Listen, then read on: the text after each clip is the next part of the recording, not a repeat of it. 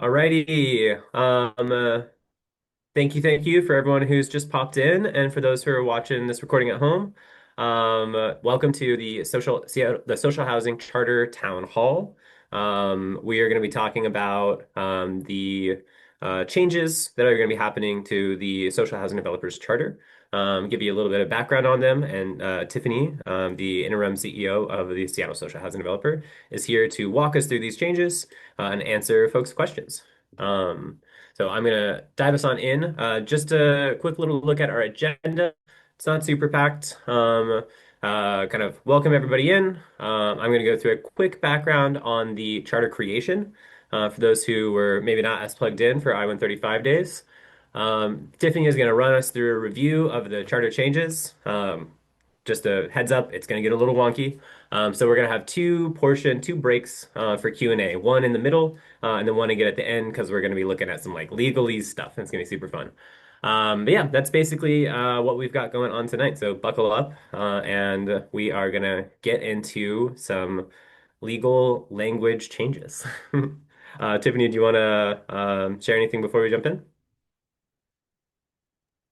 No, just thank you for holding this. I mean, the social housing developer would not exist without the efforts of House Our Neighbors and probably a lot of you in this room. So looking forward to the questions and answers and continued partnership. Thank you for that. Yeah, really exciting to be in this phase where we get to talk about implementation and what we need to do to make sure that we can actually build and acquire social housing successfully. So I think this is indicative of a very cool transition that we're going through and amazing stuff on the horizon. All right. So, I'm not sure if I introduced myself. My name is How's Our Neighbors. For anyone who's tuning in who doesn't know me, welcome. My name is Jeff. I'm the interim co-ED here at How's Our Neighbors. And I'll be talking a little bit about the background for the charter that we're going to be discussing tonight. So the SSHD's charter was created and approved by voters as part of I-135. I-135 is the voter initiative that passed in February of 2023, and it established the social housing developer. And within the text of the initiative that Seattle voted in favor of was the social housing charter. This charter was like developed and created as Han was a coalition. It was shopped around to a lot of coalition partners. And this is really where we baked in all of the components of social housing that we all know and love, right? This is where we baked in our permanent affordability, publicly owned in perpetuity, cross-subsidized through mixed income residency, passive house construction, resident governance, restorative justice processes, all of the things that we think of as social housing, all of these are baked into the charter. And so we're very proud of this document. It came together with a lot of work. It really holds our values. It holds our vision for what we want social housing to be. Yeah, that's part of the reason why we wanted to have this town hall because we know that opening it up and making some changes to it is pretty serious. A lot of people have put a lot of time and energy. A lot of you all, I'm sure, have worked really hard to get social housing to where it is today. And so we want everyone to be informed as we go through this next step of just making some changes to the charter so that the social housing developer can like operate as at his best capacity.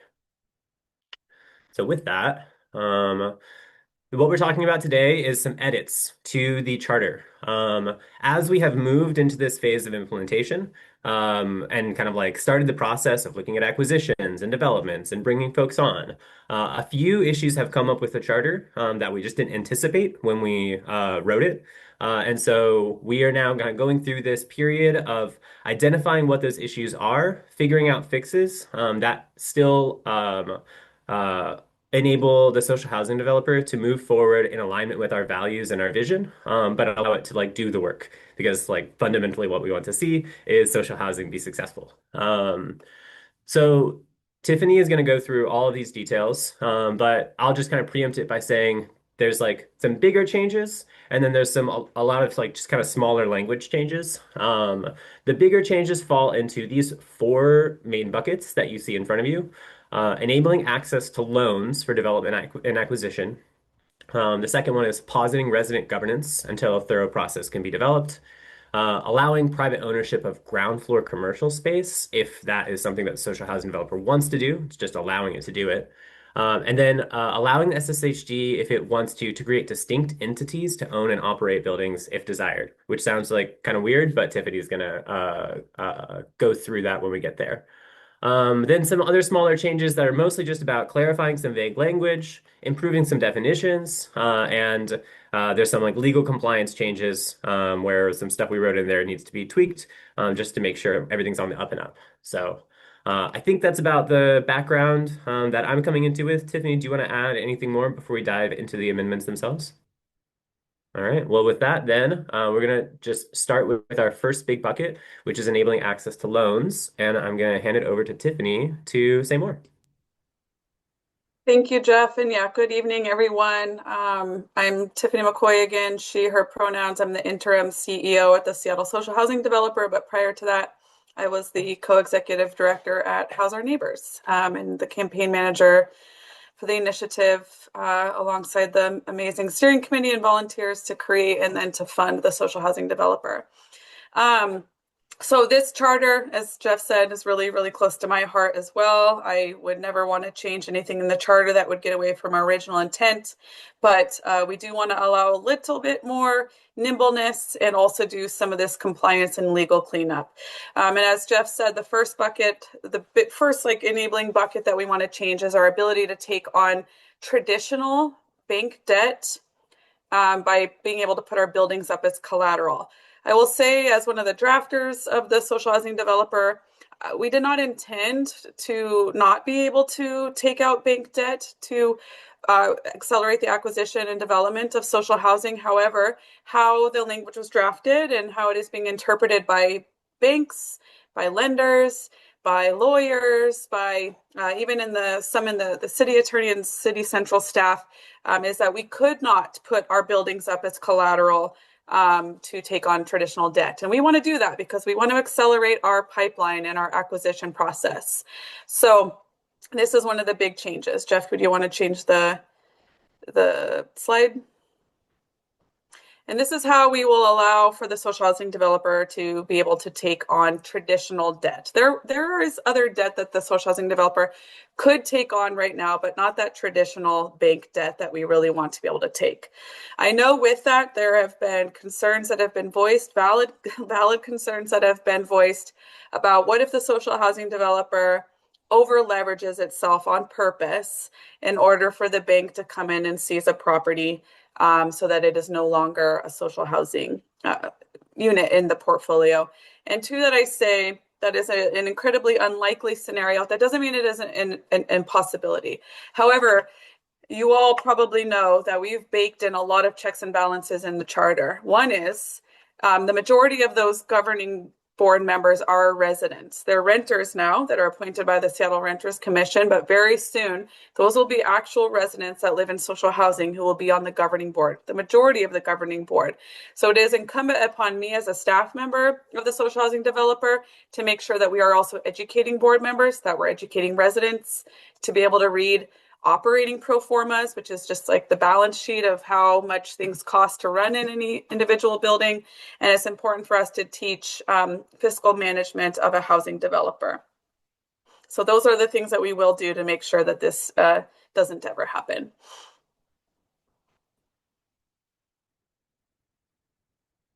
One of the next big buckets of things that we are, I would say, more pausing and cleaning up than changing. We're not fundamentally changing anything. But we want to make sure, because one of the like essential pieces of what we created. We did create a new housing model in Seattle. We did create a new funding source. We created a passive house mandate and this desire to have union labor. But another fundamental aspect of this housing model that we implemented and embedded is resident governance. As I said before, the majority of the governing board is going to be residents of social housing. Additionally, each building is going to have a resident governance council. And those resident governance councils actually have to have a say in the future on charter changes, on bylaw updates, on the stipends that are paid to the renters on the governing board, and any extra money that's in the building that is going to go into common area uses. However, building up a resident governance structure is incredibly a lot of work. It is a mountain of work, if I'm being really honest, and we are just getting started on that body of work, and we have a resident governance work group. I see one of the members of the resident governance work group on this board, on this meeting. They are working on what does onboarding look like for residents of social housing? What does the election process look like? What are the rules and regulations, the bylaws that the resident governance councils will have? We want to make sure that we have this container for actual, authentic resident governance, not just kind of piecemealing it together. So one of the charter changes that we are doing is, in essence, pausing the inaction of the resident governance councils until the bylaws are passed for the governance councils, which we imagine will happen by the end of this year. It is not something where we're going to put it off for years and just bypass resident governance. It's just that we want to make sure that we are creating those structures. You can switch slides, Jeff.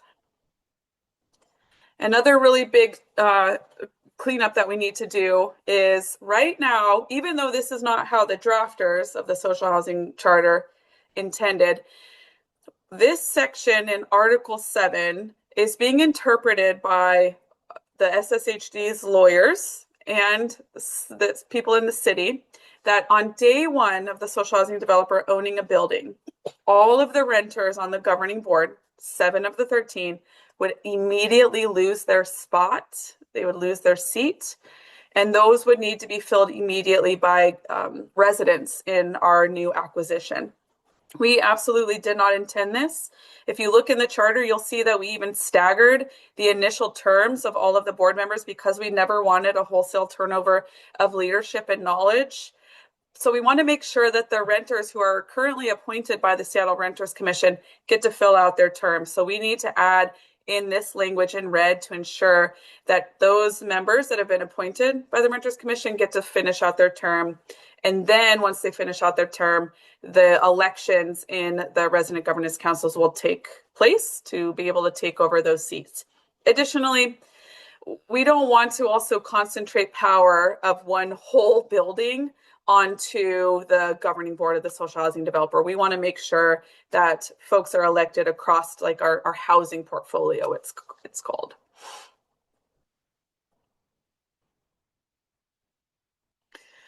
One of the next big buckets of change, and this one is because of real world examples that are being presented to the social housing developer that I've talked about at length with the House Our Neighbors Steering Committee and with other community stakeholders, is this desire by some community groups to own their own commercial space on the bottom of a multi-use building.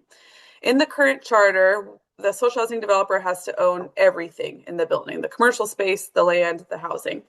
We still want to own the land and all of the housing. Those things cannot be public-private partnerships. But we do want to allow community groups, if they want to own the commercial space, to be able to do that. There are a lot of community groups that just want to rent the commercial space. They don't want to own, but we are getting concrete examples of groups in our community that want to own that. So we want to allow that possibility.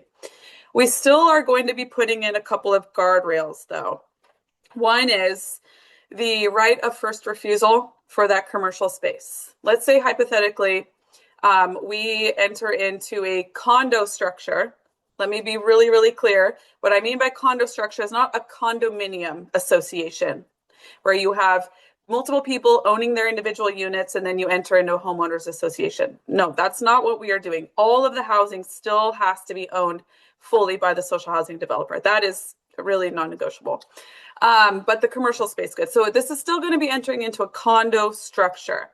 But what we would bake into this hypothetical condo structure is, let's say there is a church that wants to own the commercial space on the bottom. But let's say in 40 years, their congregation dwindles and they don't see a path forward for them to continue owning that commercial space. We would write into the condo structure from the get-go a right of first refusal, where we have the right to buy that commercial space back first, the social housing developer. Second is that we would set an index price. We do not want to be baking in speculation of that commercial space to where folks could come in and sell that commercial space for a huge, huge profit. That would be kind of antithetical to what we're trying to do, right? However, we do want to allow folks to make some profit. So we will enter into an index structure with them. And then finally, one of the other guardrails that we are putting forward is the ability to put on restrictive covenants. So we can say what are the types of businesses that can be on that bottom floor community groups, and what are the types of businesses or groups or missions that could not be on that commercial space. And those will be decisions that the board of director, along with the staff of the social housing developer, make in the future.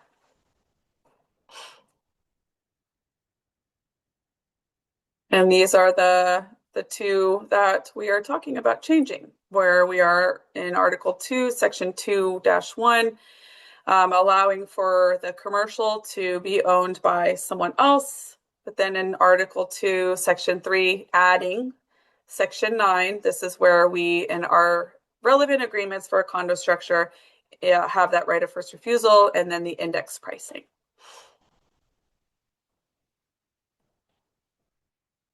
And then for the final big bucket is the ability to create legal entities. As I am continuing to learn, it is pretty commonplace in real estate, especially with housing developers, to set up what are called limited liability corporations. I want to be really clear that this isn't franchising, where each of the LLCs, hypothetically in the future under the social housing developer, would be governed in a different way or governed by different board members or any other potential changes. The charter of the social housing developer is the enabling charter for every single thing. However, from a strictly and purely risk management perspective, the ability for us to set up limited liability corporations is just about protecting the entire entity of the social housing developer. So let's say that something happens in building A and there is a community member or whatnot that wants to sue that building. By having that building as an LLC owned by the social housing developer, all of the legal risk is just on that individual entity as opposed to the entire portfolio of the social housing developer. So let's say we have 10 buildings, each are an LLC, exactly all social housing exactly as we intend, but this neighbor wants to sue this one building because of who knows what. They could only go over the assets of that building. The rest of the portfolio would be protected. So I think that is a worthwhile conversation for us to have. We know that there is risk in real estate, and we also know that we arguably at moments live in a litigious society. So we should be doing what we can to protect the social housing portfolio as much as we can. This does not mean that we are going to do this immediately. I want to be clear on that too. This is a conversation that I'm still having internally with the staff.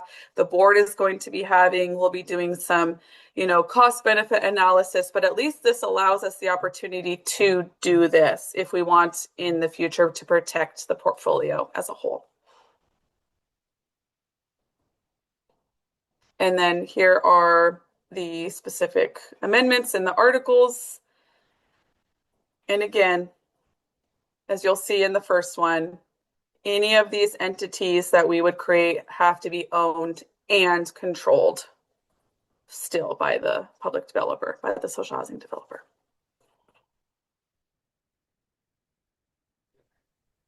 Any questions on that first chunk of changes, proposed changes?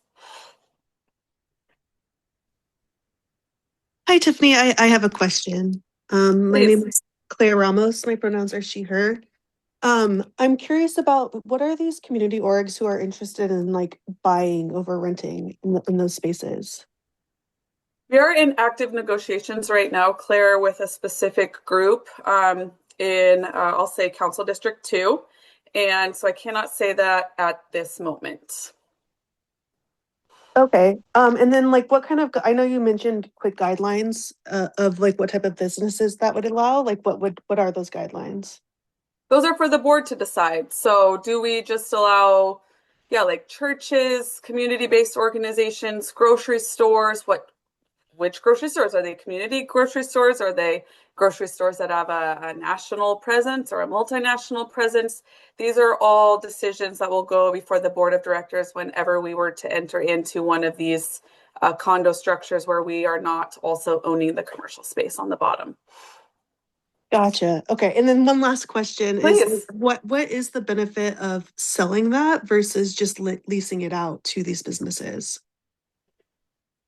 I think it's about being aware of historic wrongs, I'll say. I would say specifically for Black and Brown communities, having the ability to own their own space is something that we want to honor, given our history of redlining, given our history of racialized capitalism in this country. We don't want to decide what is best for each organization, but we still want to put on some guardrails. So that's the specific rationale behind that. Okay, great. Thank you for answering. Yeah, thanks for asking, Claire.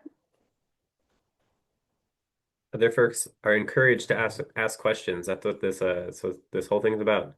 Tiffany did do a phenomenal job explaining everything, but if you have any questions, please feel free.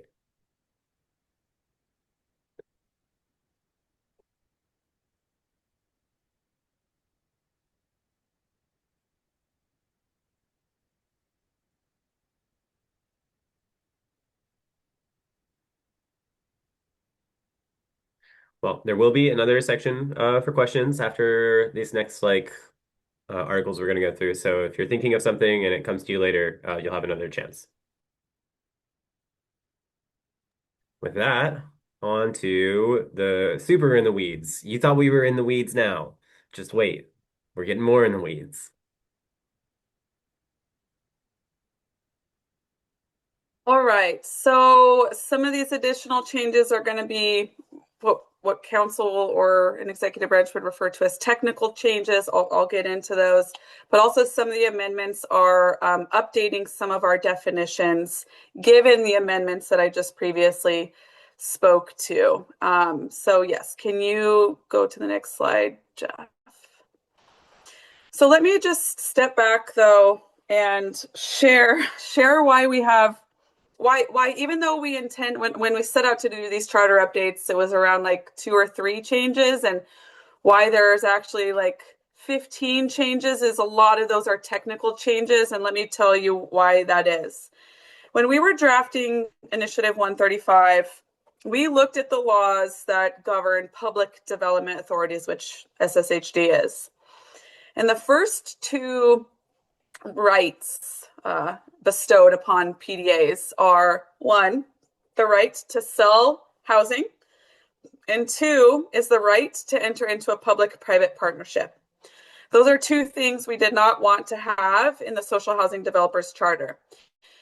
So when we were drafting, instead of putting in all of the RCW, it's a revised Code of Washington, or an SMC, Seattle Municipal Code, instead of just omitting those top 2 powers from a PDA, House Our Neighbors at the time decided to do kind of like a hodgepodge copy paste from what we liked into the charter of the social housing developer, because we were so scared of having any semblance of the ability to sell the housing or get into public-private partnerships. All good intentions. However, there are real-world challenges to that approach.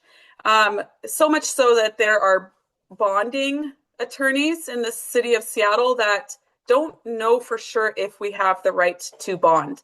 And if you all remember, especially videos from Initiative 135, bonding was a huge part of what we want to do, because we can take on more debt and be able to accelerate our housing portfolio. So some of these changes, and those will be more on the next page, we'll get into that. But for these specific amendments on this page right now, we want to make sure that the 3 members of the committees that are created by the board of directors are for board members, not just general members, because staff attend these committee meetings. And we want to just make sure that even though staff are members, we're not voting members of the subcommittees. We wanted to make sure to clarify that subcommittees have 3 board members as a minimum and a maximum of 6 board members. The reason there's a maximum of 6 board members is because we are a PDA. We are governed by the Open Public Meeting Act. Anything over 7 board members triggers a meeting, like a whole meeting, and then we would have to follow the OPMA guidelines. These other two, the first one is just changing how rent is set from set based on to consider. This is important because, zooming back, if you look at the social housing debate on a national scale, there's still a debate about whether or not social housing should be revenue neutral. Should each building only charge the amount of rent necessary to cover property management, staffing, debt service, operations, maintenance, any other things you have to pay, electricity and whatnot to keep the building operational? And there are some folks in the social housing movement nationally that think it should be revenue neutral. House Our Neighbors did not choose that path because we wanted to be able to cross-subsidize across the portfolio. We wanted to have some buildings that are producing above what is required, not for shareholders' benefit, but because any of that extra revenue goes back into the portfolio and seeds further social housing developments. Or say that we, the social housing developer, acquire a property that has a lot of market rate units in it, and that building is cash flowing, which means it's bringing in a lot of money, a lot of more money above operations, not a lot of money for shareholders. We can use that surplus revenue to go and deeply subsidize another building in our portfolio from those revenues proceeds. So we just want to make sure that we are sticking with the original intent, not to be revenue neutral, and that rent still has to be permanently affordable. It's not about making a profit, but it isn't revenue neutral. And then finally on this page, for those who remember, in the should section of the charter, we allow for some type of home ownership, but it is not what we typically do here in the United States. This is more of an international model. Again, because it is such a core principle that the social housing developer owns the housing permanently in public ownership. So this is just clarifying the language that what we meant by ownership is more of a resident lease ownership, where again, the land, the building is owned by the social housing developer, but individual residents and buildings could purchase a lease, a long-term lease, 20, 30, 40, 50, 99 years. But then that lease, however the board decides to enact this, at the end of the day, that unit goes back to the social housing developer, could be sold at a little bit of a profit, so that there is some of that that's possible. But this is not a debate that the board has had yet, but we just wanted to put in these guardrails and clarification of what we meant by resident lease ownership as opposed to tenant unit ownership model.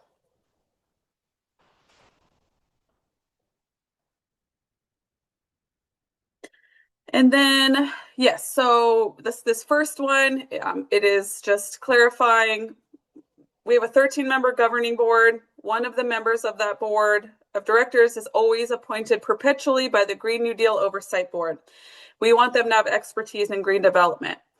We found that it's important to clarify what we mean by green development, because that's such a overbroad term. So we're just clarifying that it's professional experience and expertise in the design or development of sustainable construction, and that we want these skills on an ongoing basis, not just as a one-time basis. So that's a pretty quick one.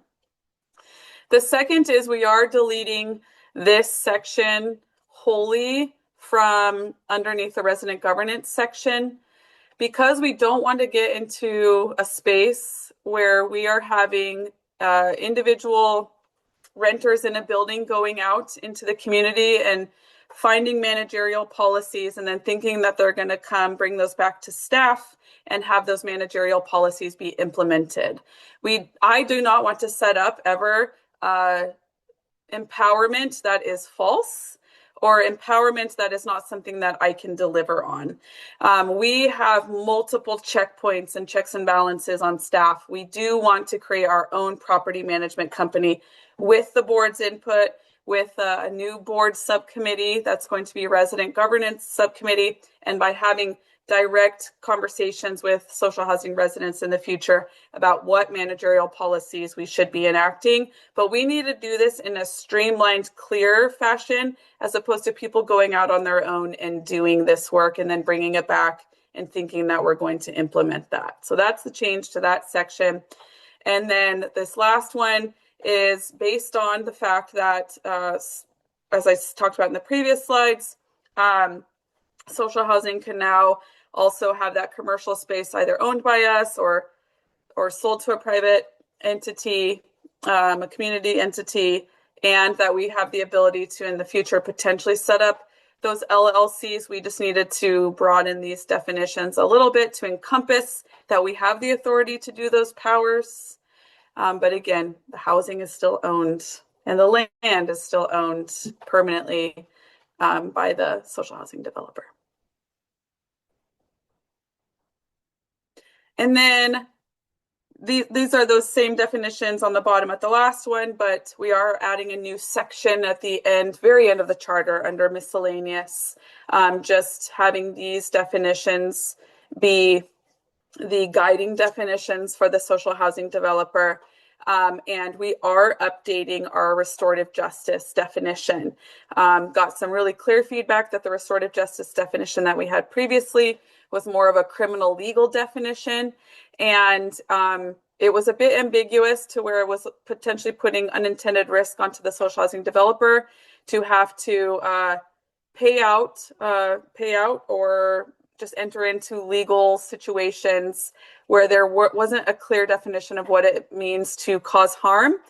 And equally importantly, restorative justice in our original definition wasn't described as a voluntary process. And restorative justice is not something you can demand. You can't mandate that people have conversations through a restorative justice lens because we can't force people to do anything, nor do we want to be in the business of forcing anyone to do anything. So this is a definition from restorative justice practitioners who have been grappling with this definition for a really long time, and we are adopting this as our new definition while we continue to work on what the actual concrete policies of restorative justice look like for the social housing developer. But we wanted to have a good definitional container going forward for that.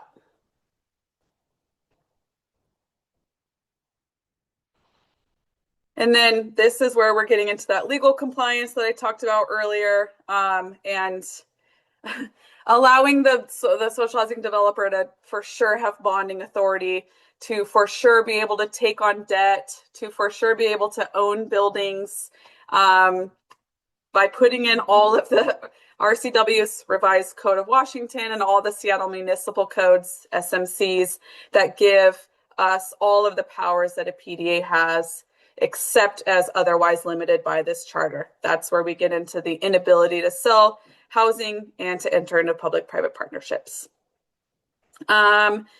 And then for Section 2, learned this very recently. We don't have a choice on what independent auditor we use as a public development authority. We are undergoing our first audit right now. Those results should be out in the next couple of months. And we are having to do that through the state of Washington, which, by the way, I've learned is one of the top rated auditors of all of the states of the United States. It's one of the top rated. So we have a great auditor's office in Washington State.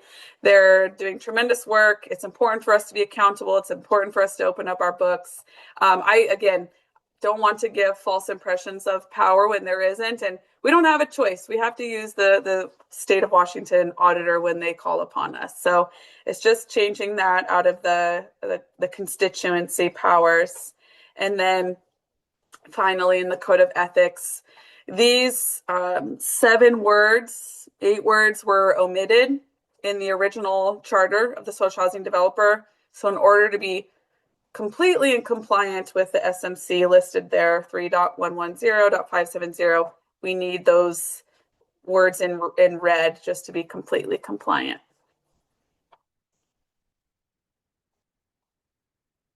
All right, questions. Housy questions.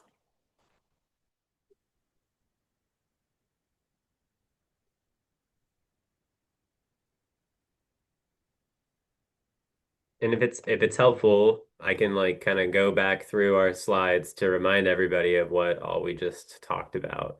If there's any questions about any of these articles in particular. So sorry, there's some duplicates here. So some of this is also just what's listed over here.